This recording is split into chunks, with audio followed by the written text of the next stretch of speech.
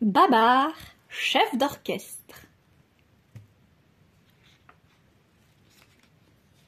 Babar, chef d'orchestre.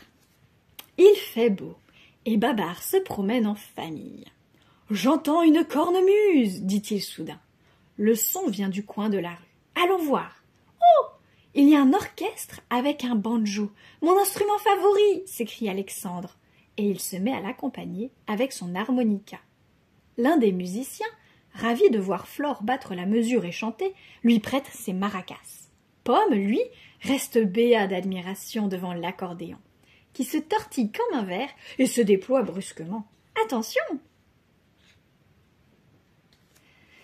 Alors, les enfants ont l'idée d'organiser une fête de la musique dans le vieil opéra. Mais quelle poussière!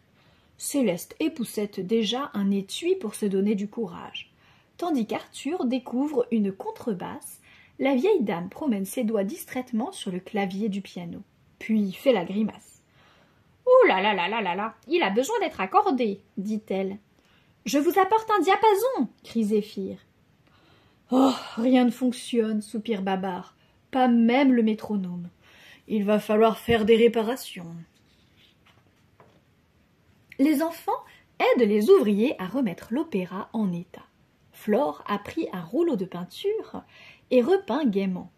Elle veut parler à ses frères, mais la perceuse électrique fait un tel bruit qu'elle doit hurler. « Ça va être formidable! Tout sera neuf !» Alexandre voudrait changer une ampoule du lustre, mais c'est bien trop haut pour lui.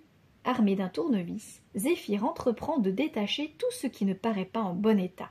« Ne perds pas de temps avec cette moulure, lui dit Arthur. Il y a des travaux bien plus urgents. » Pendant ce temps, Céleste et Babar reçoivent des musiciens. La reine écoute la flûte traversière avec ravissement. Le violoncelliste s'énerve. « Pourvu que le hautbois ne passe pas avant moi, hein. Si j'attends trop longtemps, je jouerai mal, » marmonne-t-il en caressant son violoncelle.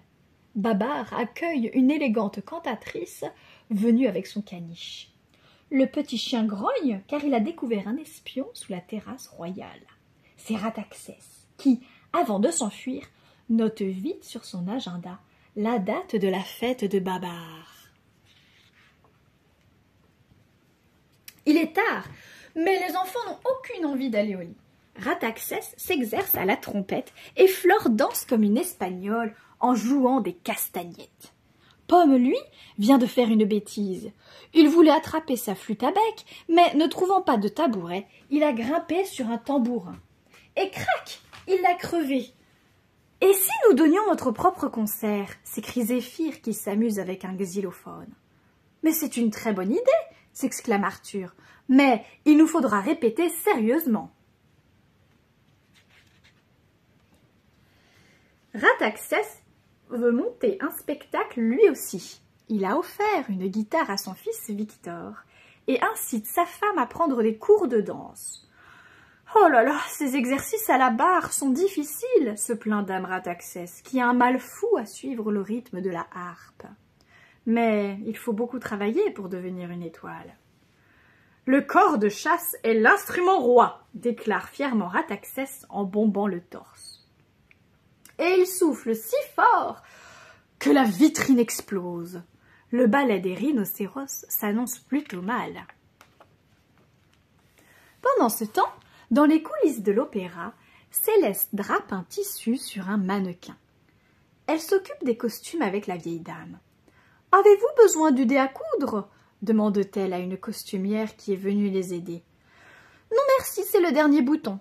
Mais où est la bobine de fil? Je n'arrête pas de l'égarer. » Soudain, la porte s'ouvre et Babar entre, furieux. « Regardez, Rataxès organise un ballet le jour même de notre spectacle, » dit-il en montrant une affiche. « Drôle de coïncidence, non ?»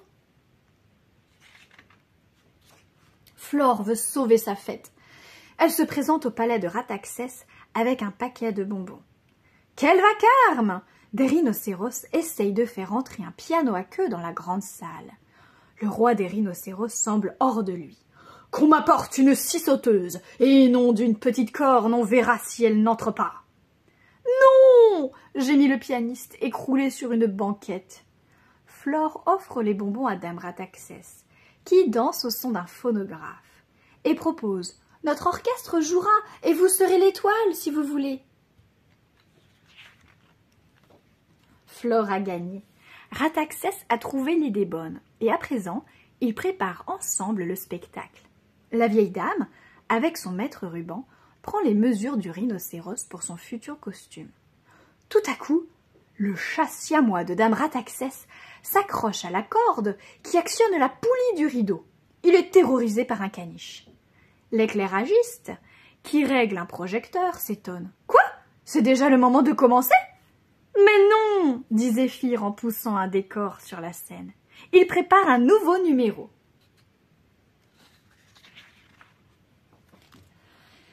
C'est enfin le grand soir. Dame Rataxès, qui joue à la star, accapare la coiffeuse de la loge. La vieille dame est exaspérée. Elle ne trouve plus le fard à joues pour maquiller Céleste. « Le voici, je vous l'avais emprunté, dit dame Rataxès, en posant un diadème sur sa tête. Flore veut se faire belle, elle aussi.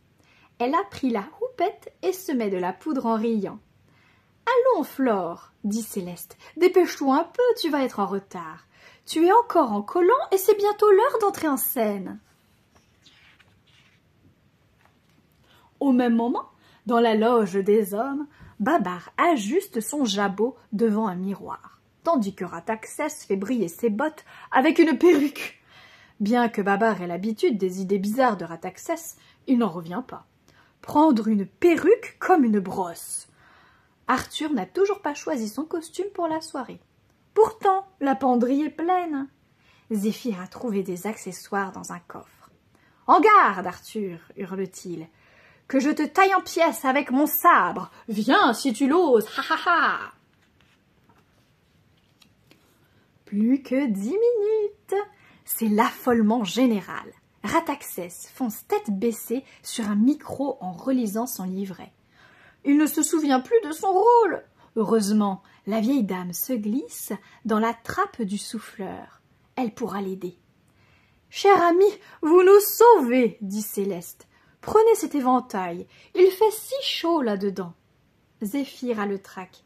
Il ne sait plus se servir de l'extincteur. C'est le comble pour un pompier. Par bonheur, Babar a trouvé un professionnel pour s'occuper de la table de mixage. Les spectateurs sont presque tous installés dans la salle. De sa loge, une élégante dame hippopotame observe la foule avec des jumelles. Elle constate avec joie que l'opéra a retrouvé sa splendeur d'autrefois. « Je ne peux pas rester derrière ce turban gros comme un gâteau d'anniversaire, encore moins derrière ce haut de forme !» proteste un infortuné spectateur. « Que faire? Tant pis, je préfère m'asseoir sur un strapontin. » Le public commence à s'impatienter. Enfin, le grand rideau de velours s'ouvre sur un décor champêtre. Les spectateurs applaudissent l'arrivée de Babar, qui lève sa baguette pour demander le silence. « Cher public, je vous présente, commence-t-il. » Mais le pianiste, vêtu d'une queue de pie, salue et s'installe au piano sans attendre la suite. « Mais pourquoi est-il si pressé? Vite, vite, mon archet !» murmure le violoniste affolé. Il aurait voulu plus de temps pour accorder son violon. Babar fait signe à l'orchestre de commencer. Avec son trombone à coulisses, qu'il pousse brusquement, un musicien maladroit fait tomber son pupitre. Le musicien, qui joue du tuba, souffle si fort dans son instrument qu'il devient cramoisi.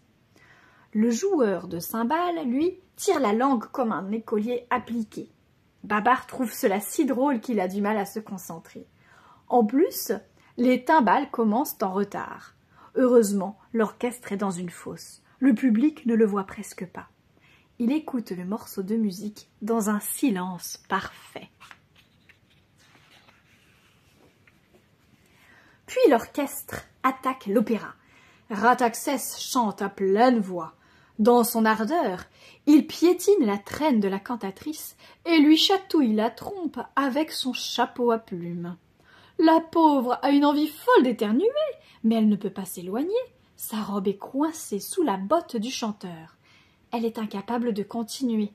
La vieille dame essaye de chanter à sa place grâce à la partition, mais personne ne l'entend. Aussitôt, Zéphyr lui apporte un porte-voix. Ouf! Pour le grand ballet final, Dame Rataxès apparaît dans un magnifique tutu.